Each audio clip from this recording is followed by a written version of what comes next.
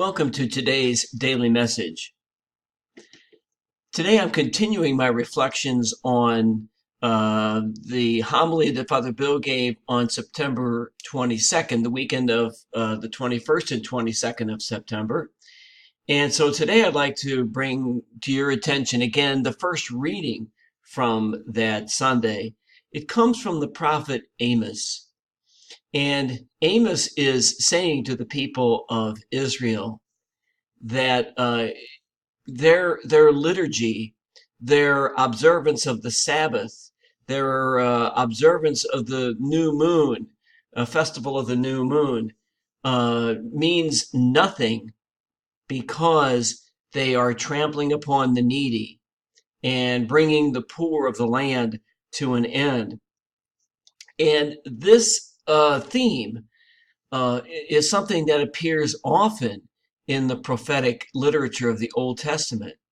Time and time again, the prophets say to the people of their time that worship is not enough, that worship without doing the work of justice really doesn't mean much. And so that message reverberates to us today.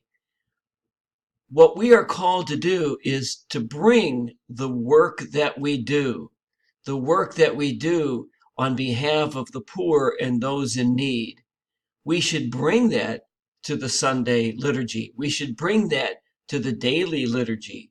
Make that a source of our prayer and reflection.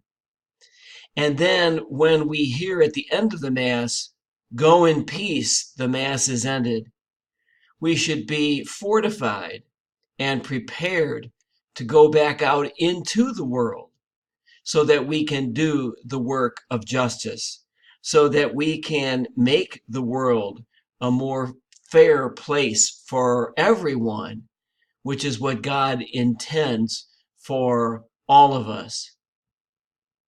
Thank you again for watching, and I hope you have a great day today.